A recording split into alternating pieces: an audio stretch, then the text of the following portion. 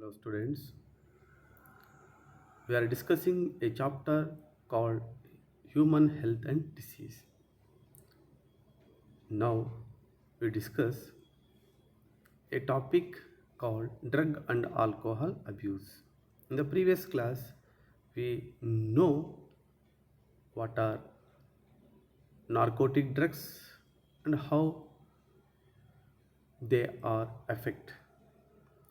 So, in this topic, we studied one adolescence, drug abuse, alcohol abuse, general effects of drug and alcohol abuse, reasons for drug and alcohol abuse, prevention and control of drug and alcohol abuse. Here, the word abuse means misuse. Okay, let us study first one adolescence. Adolescence is a transitional stage between childhood and adulthood. Adolescence is a period between 12 to 18 years of age. The adolescence is characterized by rapid physical and mental development. Rapid physical and mental development.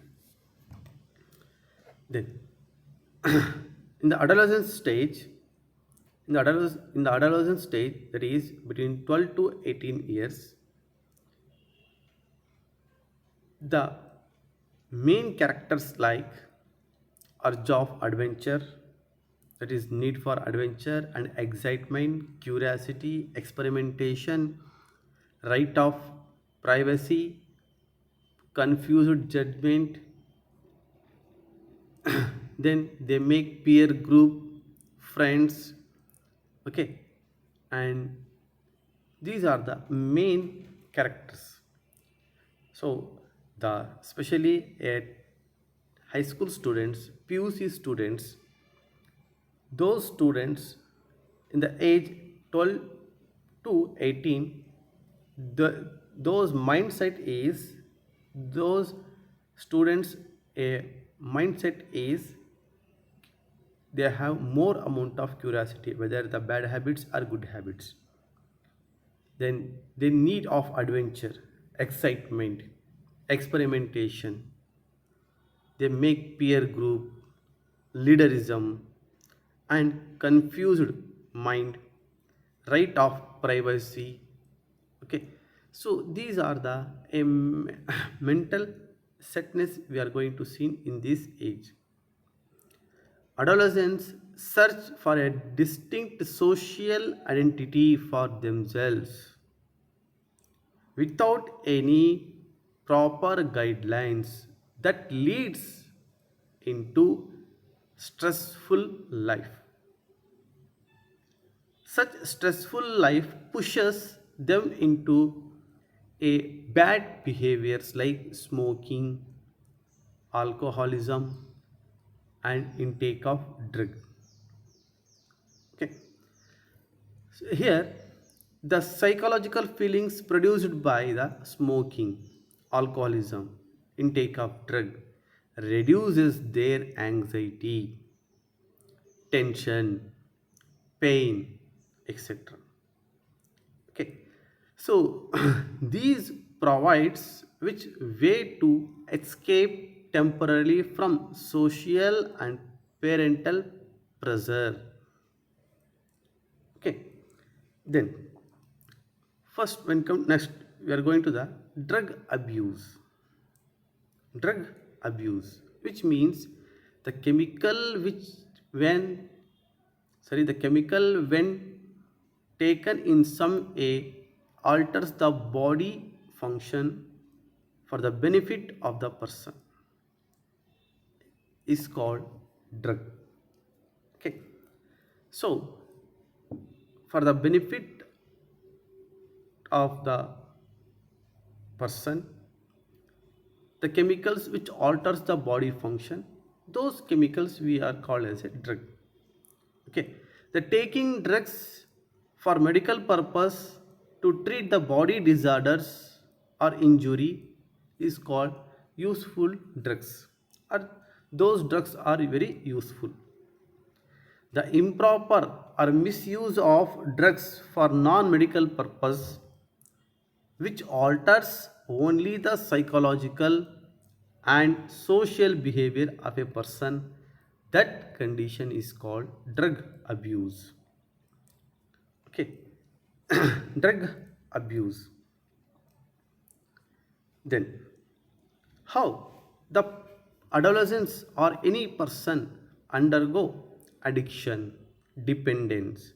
Here the two words are there, addiction and dependence. First stage is addiction. Addiction is a psychological attachment to certain effects which as euphoria and temporary feeling of well-being associated with drug and alcohol. Here, the euphoria means nothing but feeling of intensive happiness. Okay, feeling of pleasure. Such psychological attachment we call as a addiction. Okay, the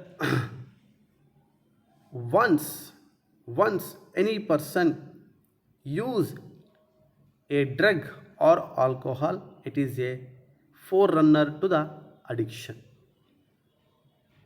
Then second one, dependence. Dependence. It is a tendency of the body to completely depend on drug and alcohol regularly. Without drug and alcohol, their body or their mindset will not able to do any proper function. That is called as a dependence. Dependence is a final state of the addiction. The addiction is the first one. The next is the dependence. Okay, if any person, any dependent or addicted person wants to come outside these things or overcome from this thing, addiction or dependence, such we are called as a withdrawal syndrome. The addiction or dependent person able to come out from this one, they get the one effect called as a withdrawal syndrome. Withdrawal syndrome is nothing but an abrupt discontinued regular dose of drug or alcohol results in the combination of disorder is called withdrawal syndrome. Syndrome means group of diseases, group of effects, group of symptoms of causes at a time.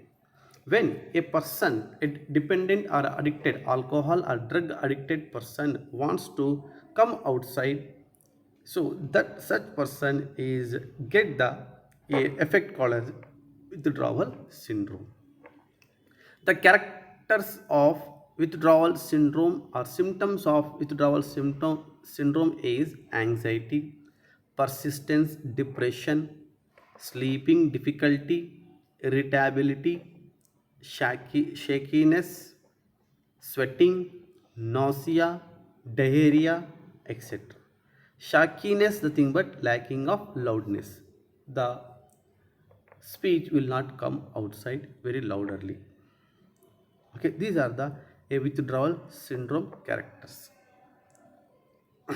Okay, see, ಇಲ್ಲಿ ಏನಾಗುತ್ತೆ ಅಂತಂದರೆ ಈ adolescence ಸ್ಟೇಜ್ನವರು, ಈ adolescence stage that means youth ಸ್ಟೇಜಲ್ಲಿ ಏನಪ್ಪ ಅಂತಂದರೆ ಅವರಲ್ಲಿ mind ಸೆಟ್ಟಲ್ಲಿ curiosity ಬಗ್ಗೆ ಜಾಸ್ತಿ ಇರುತ್ತೆ. ಯಾವುದೇ ಒಂದು ಥಿಂಗ್ಸ್ ಆಗಿರ್ಬೋದು, ಹೊಸದಾಗಿ ಏನಾದರೂ ಒಂದು ಯಾವುದೋ ಒಂದು ವಸ್ತು ನೋಡಿದ್ರಿ, ಯಾವುದೋ ಒಂದು ಪ್ರೋಸೆಸ್ ನೋಡಿದ್ರಪ್ಪ, ಯಾವುದೋ ಒಂದು ಥಿಂಗ್ಸ್ ನೋಡಿದ್ರಪ್ಪ ಅಂದರೆ ಅದ್ರ ಬಗ್ಗೆ ಜಾಸ್ತಿ ಕ್ಯೂರಿಯಾಸಿಟಿ ಇರುತ್ತೆ. ಆ ಕ್ಯೂರಿಯಾಸಿಟಿ ಏನು ಮಾಡುತ್ತೆ, ಎಕ್ಸ್ಪೆರಿಮೆಂಟ್ ಮಾಡಲಿಕ್ಕೆ ಹೆಲ್ಪ್ಫುಲ್ ಆಗುತ್ತೆ. ನೋಡೋಣ ಹೆಂಗೆ ಕಾಣಿಸುತ್ತೆ, ಹೇಗೆ ಮಾಡುತ್ತೆ ಅಂತ. ಸೊ ಈ ಸ್ಟೇಜಲ್ಲಿ ಎಕ್ಸ್ಪೆರಿಮೆಂಟೇಷನ್ ಜಾಸ್ತಿ ಇರುತ್ತೆ, ಅಡ್ವೆಂಚರ್ ಮಾಡಬೇಕು ಅನ್ನೋದು ಜಾಸ್ತಿ ಇರುತ್ತೆ. ಓಕೆ, ಸೊ ಗ್ರೂಪ್ ಮಾಡ್ಕೊಬೇಕು ಫ್ರೆಂಡ್ಸಲ್ಲಿ, ಆ ಗ್ರೂಪಲ್ಲಿ ನಾನೇ ಲೀಡ್ರ್ ಆಗಬೇಕು. ಸೊ ಇಂಥ ಕ್ಯಾರೆಕ್ಟರ್ಸು, ಇಂಥ ಒಂದು ಫ್ಯಾಕ್ಟರ್ಸು ಈ ಸ್ಟೇಜಲ್ಲಿ ಜಾಸ್ತಿ ಇರ್ತಕ್ಕಂಥದ್ದು. ಜೊತೆಗೆ ಅವರಲ್ಲಿ ಒಂದು ಜಡ್ಜ್ಮೆಂಟ್ ಕೆಪಾಸಿಟಿ ಇರೋದಿಲ್ಲ, ಕನ್ಫ್ಯೂಷನ್ ಮೈಂಡ್ ಜಾಸ್ತಿ ಇರುತ್ತೆ. ಓಕೆ, ಗೈಡ್ಲೈನ್ಸ್ ಯಾರಿಗೆ ಸಿಗೋದಿಲ್ಲ ಅವ್ರಿಗೆ ಈ ಸ್ಟೇಜಲ್ಲಿ ತೊಗೊಳೋದು ಇಲ್ಲ ಅವರು ಆ ಸ್ಟೇಜಲ್ಲಿ ಇರ್ತಕ್ಕಂಥವ್ರು. ಸೊ ಏನಾಗುತ್ತೆ, ಈ ಆಲ್ಕೋಹಾಲ್ನ ಡ್ರಗ್ನ ಸೊ ನೋಡಿದಾಗ ಕೇಳಿದಾಗ ಏನಪ್ಪ ಅಂದರೆ ಒಂದು ಸರಿ ಕ್ಯೂರಿಯಾಸಿಟಿಯಲ್ಲಿ ನೋಡೋಣ ಹೇಗಾಗುತ್ತೆ, ಹೇಗಿರುತ್ತೆ, ಒಂದು ಸರಿ ಜಸ್ಟ್ ಕ್ಯೂರಿಯಾಸಿಟಿಗೋಸ್ಕರ ಏನು ಮಾಡ್ತಾರೆ, ಅದನ್ನು ಯೂಸ್ ಮಾಡ್ಕೊತಾರೆ. ಆ ಕ್ಯೂರಿಯಾಸಿಟಿ ಏನು ಮಾಡುತ್ತೆ, ಎಕ್ಸ್ಪರಿಮೆಂಟ್ ಮಾಡಲಿಕ್ಕೆ ಹೆಲ್ಪ್ಫುಲ್ ಆಗುತ್ತೆ. ನೋಡೋಣ ಆ ಕ್ಯೂರಿಯಾಸಿಟಿ ಏನು ಮಾಡುತ್ತೆ, ಎಕ್ಸ್ಪರಿಮೆಂಟ್ ನೋಡೋಣ, ಒಂದು ಸರಿ ಎಕ್ಸ್ಪರಿಮೆಂಟ್ ಮಾಡೋಣ ಹೇಗಿರುತ್ತೆ ಹೇಗಿಲ್ಲ ಅಂತೇಳಿ. Then what happens, the curiosity ಏನಾಗುತ್ತೆ, ಎಕ್ಸ್ಪರಿಮೆಂಟ್ ಏನಾಯಿತು, ಸೊ ಕನ್ಸ್ಯೂಮ್ ಆಗ್ತಾ ಹೋಗುತ್ತೆ. ನಮ್ಮ ಬ್ರೈನಲ್ಲಿ in the brain there are some cells are there called the receptor cells. Those are able to receive the drug and alcohol and they are day by day increases their level. ಅವಾಗ ಏನಾಗುತ್ತೆ, so ಆ ರೆಸೆಪ್ಟರ್ cells ಏನಾಗುತ್ತೆ ದಿನ ದಿನ ತನ್ನ level ಜಾಸ್ತಿ ಮಾಡ್ತಾ ಹೋಗುತ್ತೆ. ಸೊ ಯಾವ ರೀತಿ ಜಾಸ್ತಿ ಮಾಡ್ತಾ ಹೋಗುತ್ತೆ, the person able to drink or addict the drug more and more day by day. ಸ್ವಲ್ಪ 30 ml ಇದ್ದಿದ್ದು 40 ml, 40 ml ಇದ್ದಿದ್ದು 50 ml, 60 ml ಈ ಥರ ಜಾಸ್ತಿ ಆಗ್ತಾ ಹೋಗುತ್ತೆ. ಆಲ್ ಆಫ್ ದಿ ಸಡನ್ ಏನಾದರೂ ಆ ಅಡಿಕ್ಟ್ ಆಗಿರ್ತಕ್ಕಂಥ ಡಿಪೆಂಡೆಂಟ್ ಆಗಿರ್ತಕ್ಕಂಥ ಪರ್ಸನ್ಸ್ ಏನಪ್ಪ ಅಂದರೆ, ನಾನು ಇವತ್ತು ಬಿಟ್ಬಿಡಬೇಕು ಅಂತಂದು ಬಿಟ್ಟಾಗ ಸಡನ್ನಾಗಿ ಏನಾಗುತ್ತೆ ಅವರಿಗೆ ಎಫೆಕ್ಟ್ ಆಗುತ್ತೆ. ಆ ಎಫೆಕ್ಟ್ಗೆ ವಿತ್ಡ್ರಾವಲ್ ಸಿಂಡ್ರೋಮ್ ಅಂತ ಕರಿತೀವಿ.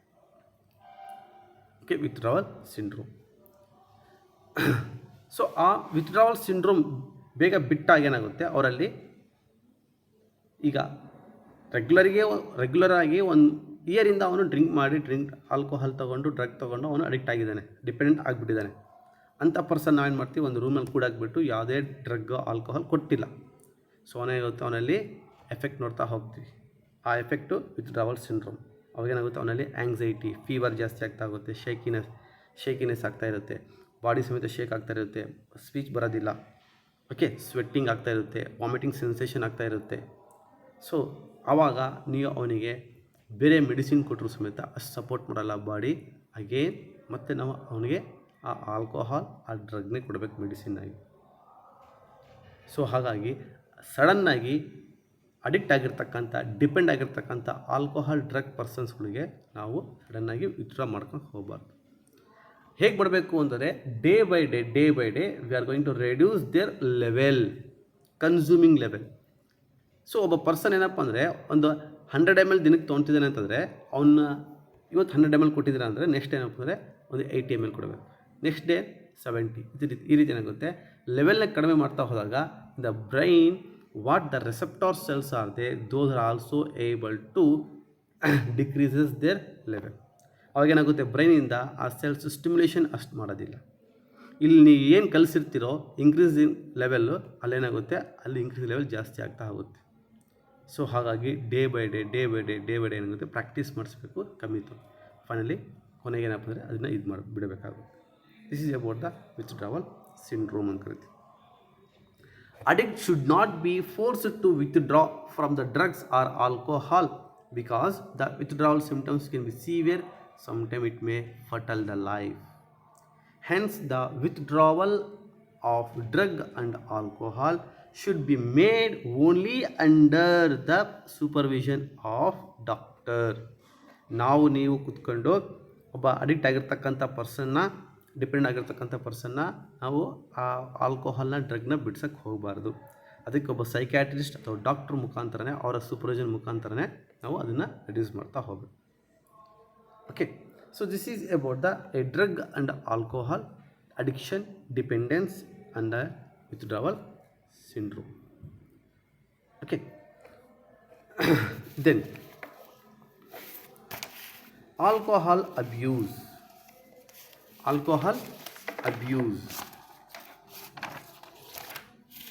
Regular consumption of alcohol causes dependency of alcohol. It is called alcoholism. The regular consumption of alcohol causes dependency of alcohol is called as a alcoholism. Okay, so alcohol consumption does not provide any useful nutrient to the body. One thing is clear, whether the drug or alcohol, when we are going to consume regularly, this drug and alcohol does not give any energy nutrients to our body. The alcohol is quickly absorbed by the stomach and intestinal cells compared to the other nutrients.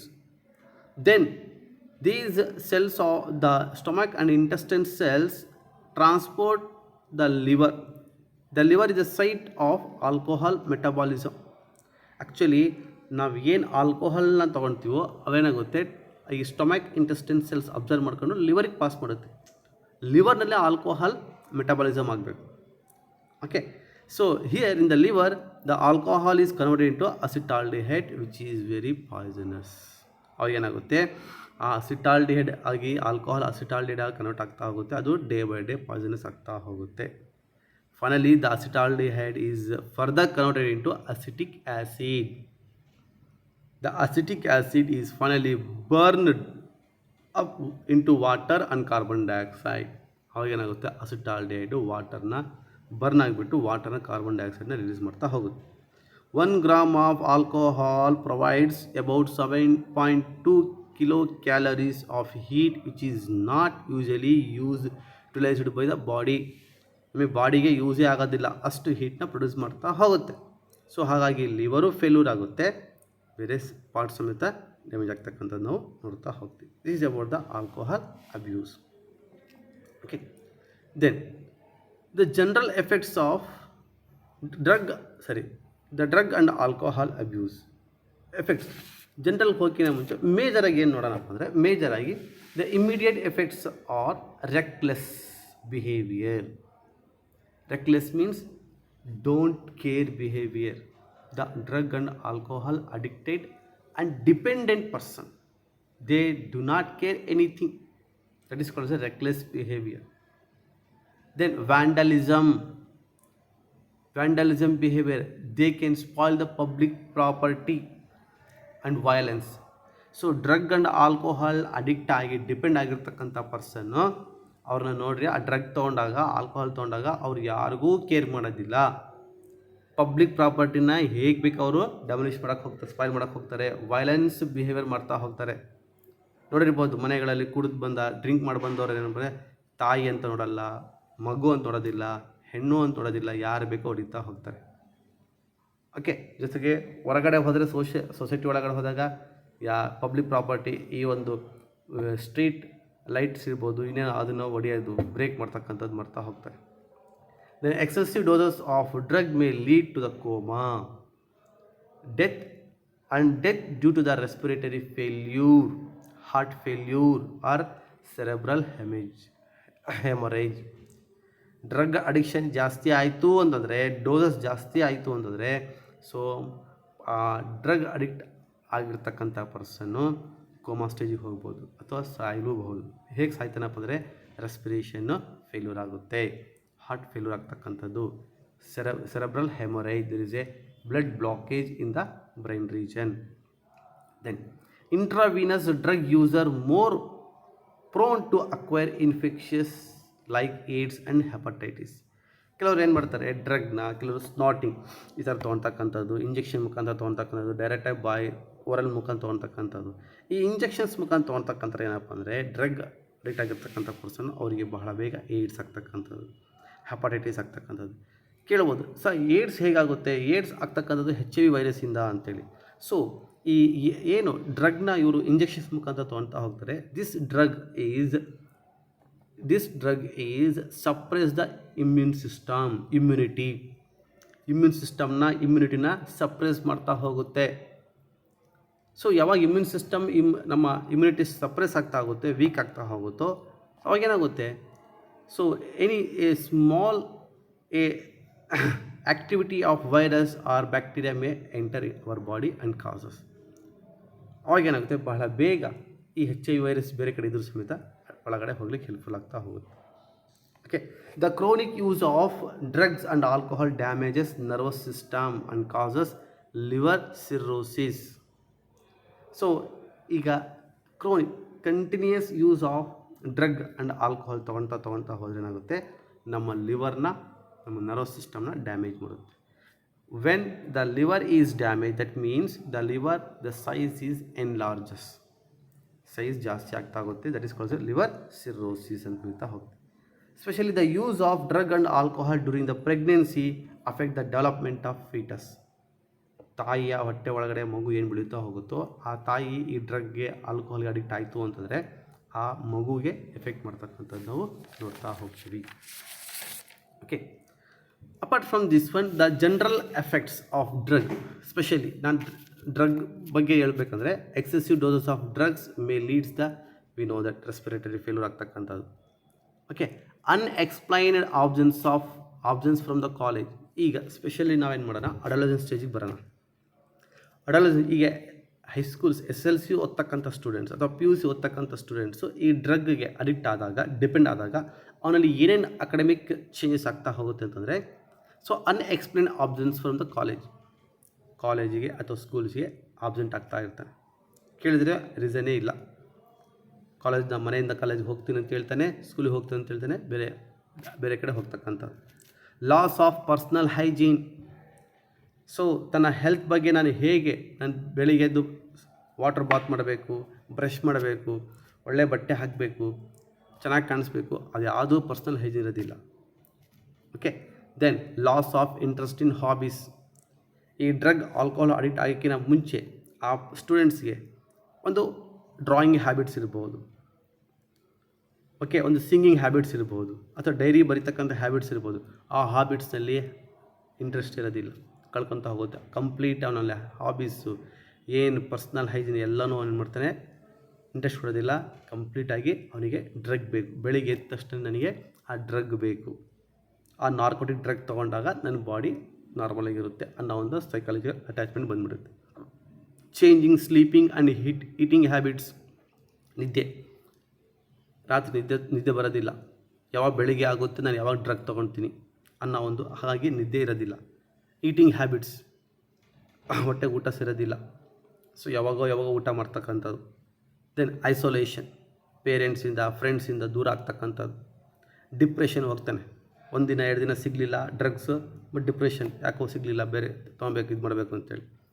Aggressive behaviour, drug ಸಿಗಲಿಲ್ಲ ಅಂತಂದರೆ ಒಂಥರ ಸಿಟ್ ಆಗ್ತಕ್ಕಂಥದ್ದು, aggressive behaviour. Okay, then it causes primitive closure of the growth centres of the long bones, results in the stunted growth. ಇದೇನು ಮಾಡುತ್ತೆ, drug ತೊಗೊಂಡೇನಾಗುತ್ತೆ, ನಮ್ಮ long ಬೋನ್ಸ್ಗೆ ಏನು ಮಾಡುತ್ತೆ, ಲಾಂಗ್ ಬೋನ್ಸ್ ಗ್ರೋತ್ ಆಗೋದಕ್ಕೆ ಏನು ಮಾಡುತ್ತೆ, ಅಫೆಕ್ಟ್ ಮಾಡುತ್ತೆ. ಅವಾಗ ಏನಾಗುತ್ತೆ, ಗ್ರೋತು ಕಡಿಮೆ ಆಗ್ತಕ್ಕಂಥ. ಈ ಅಡಲ್ಸೆನ್ಸ್ ಸ್ಟೇಜಲ್ಲಿ ಏನಾಗುತ್ತೆ, ಹಾರ್ಮೋನ್ಸ್ ಪ್ರೊಡಕ್ಷನ್ ಆಗ್ತಾ ಹೋಗುತ್ತೆ, ಗ್ರೋತ್ ಜಾಸ್ತಿ ಆಗ್ತಾ ಹೋಗುತ್ತೆ, ಅದೇನಾಗುತ್ತೆ, ಕಡಿಮೆ ಆಗ್ತಕ್ಕಂಥದ್ದು. Specially the sports person misuse the drugs.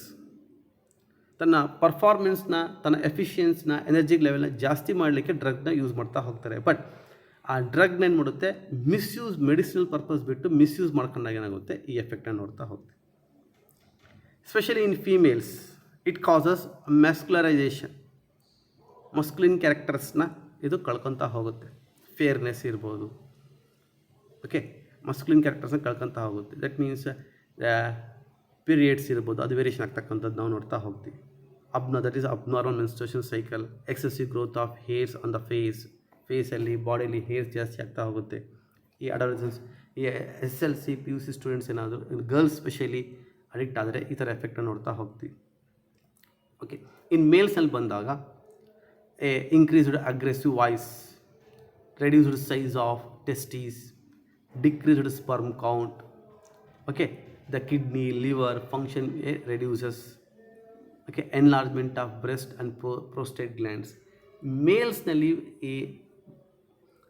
prostate glands, then the breast become enlarges. We are going to see these are the effects we are seen when the person, adolescent students undergo drug abuse.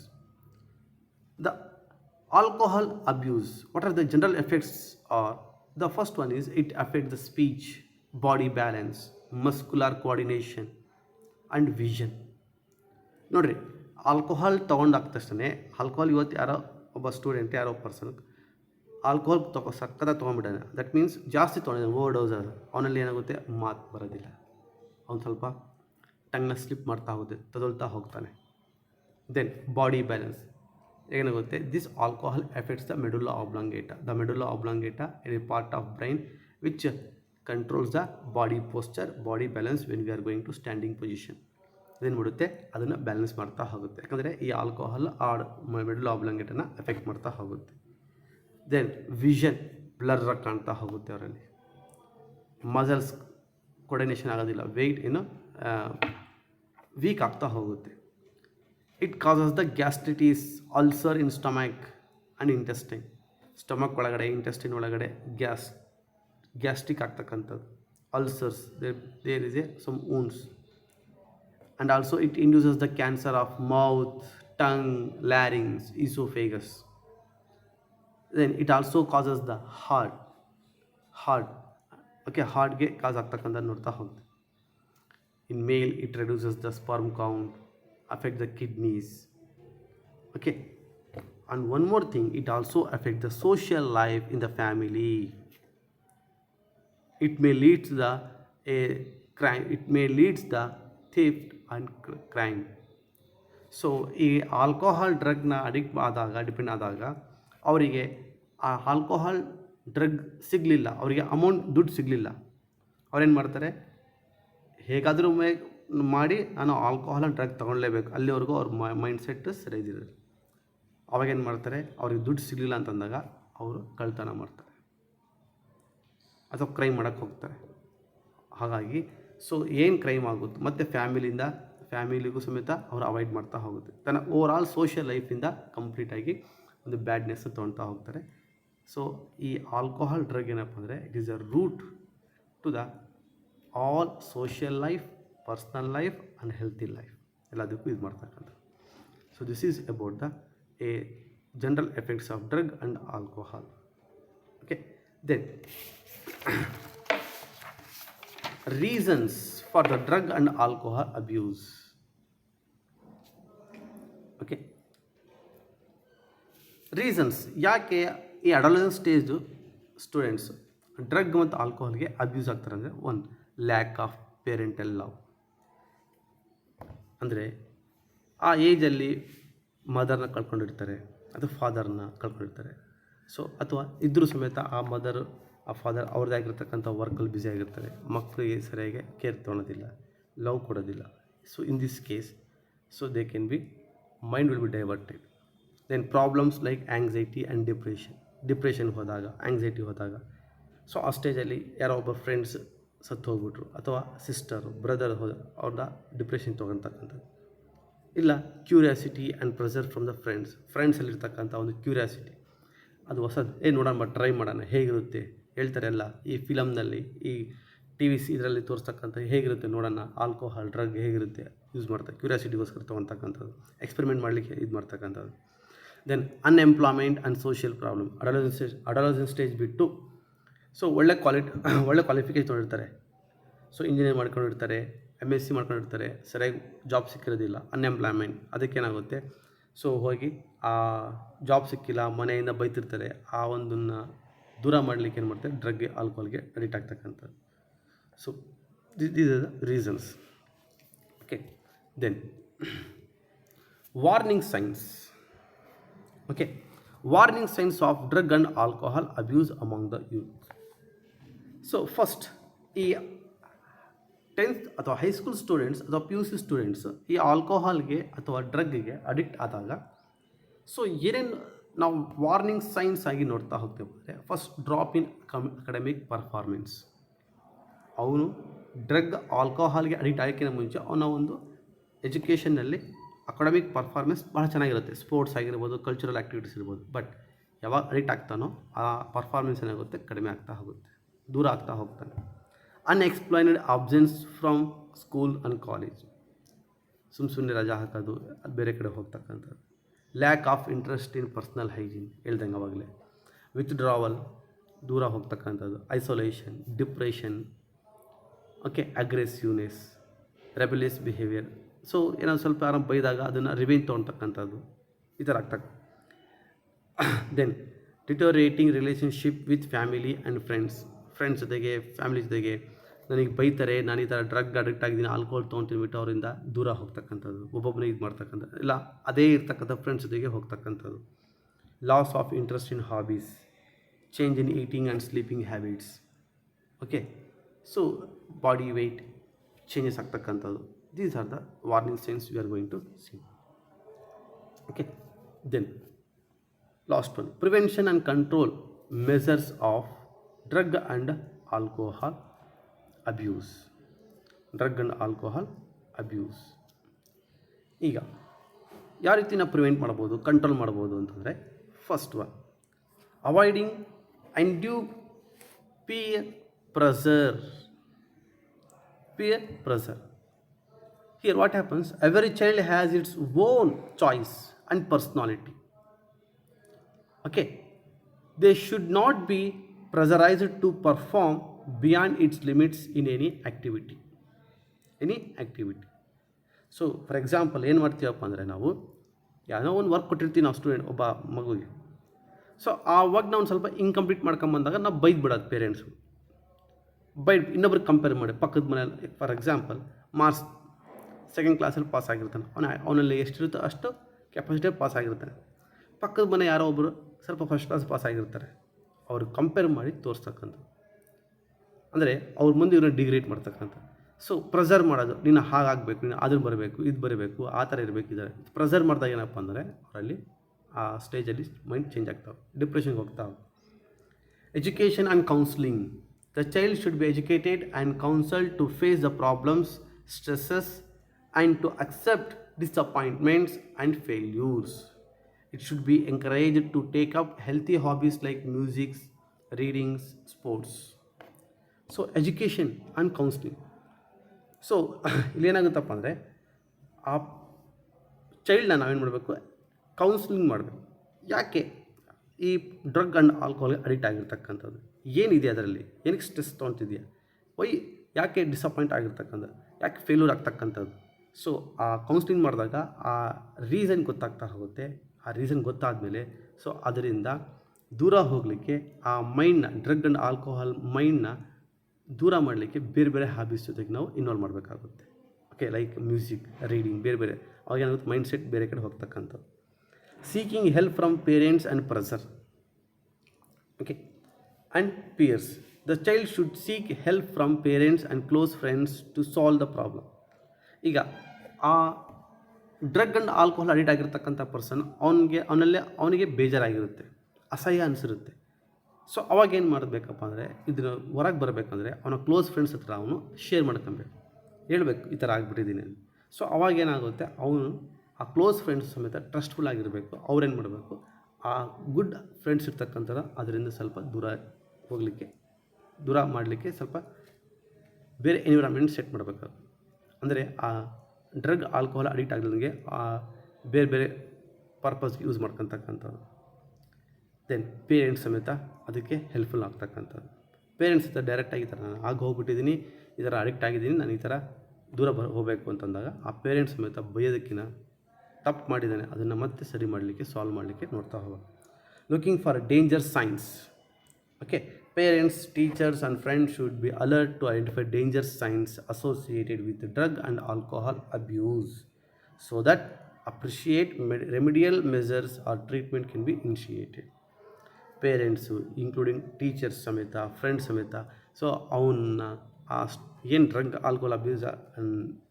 And ಆಲ್ಕೋಹಾಲ್ಗೆ addict ಆಗಿರ್ತಕ್ಕಂಥ ಏನು ಮಾಡಬೇಕು, so identify ಮಾಡಬೇಕು. ಯಾಕೆ ಹಿಂಗಾಗಿದ್ದಾನೆ, ಏನಕ್ಕೆ ಇದು ಆಗಿದ್ದಾನೆ, ಅವನ symptoms ನೋಡೋಕೆ ಆಗಿಬಿಟ್ಟು ಅವನ ಮೈಂಡ್ ಸೆಟ್ನ ಚೇಂಜ್ ಮಾಡಿಬಿಟ್ಟು ಮತ್ತು ಅದನ್ನು ನೀನು ಈ ಥರ ಆಗಿದೆಯಾ, ಡ್ರಗ್ ಆಲ್ಕೋಹಾಲ್ ಅಡಿಕ್ಷನ್ ಆಗಿಬಿಟ್ಟು ಅವನು ಪದೇ ಅದನ್ನು ಚುಚ್ಚಿ ಹೇಳೋಕ್ಕೆ ಹೋಗಬಾರ್ದು. ಓಕೆ, ಆಗಿದ್ದಾಗ ಹೋಗ್ಬಿಡ್ತು, ನೆಕ್ಸ್ಟ್ ಒಳ್ಳೆ ದಾರಿಗೆ ಬರಲಿ ಅಂತೇಳಿ. Seeking professional and medical help. Affected individual should seek the help of qualified psychologist, doctors and rehabilitation programmes are there. So ಅಕಸ್ಮಾತ್ ನಮ್ಮ ಕೈಗೂ, ಪೇರೆಂಟ್ಸ್ ಕೈಗೂ, ಟೀಚರ್ಸ್ ಕೈಗೂ, ಫ್ರೆಂಡ್ಸ್ ಕೈಗೂ ಆಗ್ತಿಲ್ಲ ಅಂತಂದಾಗ ಸೈಕಾಲಜಿಸ್ಟ್ ಇರ್ತಾರೆ, ಸೈಕ್ಯಾಟ್ರಿಸ್ಟ್ ಇರ್ತಾರೆ, ಡಾಕ್ಟರ್ಸ್ ಇರ್ತಾರೆ, ಅವ್ರ ಮುಖಾಂತರ ಸೊ ಅಂಥ ಅಡಿಕ್ಟ್ ಆಗಿರ್ತಕ್ಕಂಥ ಸ್ಟೂಡೆಂಟ್ಸ್ನ ಹೊರಗಡೆ ಬರಲಿಕ್ಕೆ ನಾವು ಇದು ಮಾಡಿ, ರಿಹ್ಯಾಬಿಲಿಟೇಷನ್ ಸೆಂಟರ್ಸ್ ಇರ್ತವೆ. ಆ ಸೈಕ್ಯಾಟ್ರಿಸ್ಟ್ ಏನು ಮಾಡ್ತಾರೆ, ಕೆಲವೊಂದು ಮೆಡಿಸಿನ್ಸ್ನ ಕೊಟ್ಟು ಬೇರೆ ಬೇರೆ ಆ್ಯಕ್ಟಿವಿಟೀಸ್ ಮುಖಾಂತರ ಅವ್ನ ಮೈಂಡ್ನ ಚೇಂಜ್ ಮಾಡಿ ಕಂಪ್ಲೀಟ್ ಹೊರಗಡೆ ತರಲಿಕ್ಕೆ ಹೆಲ್ಪ್ಫುಲ್ ಆಗುತ್ತೆ. So this is about the prevention and control measures if drug and alcohol abuse. Okay, this is about the human health and diseases. In this chapter is complete. Next class we will start new chapter. Thank you.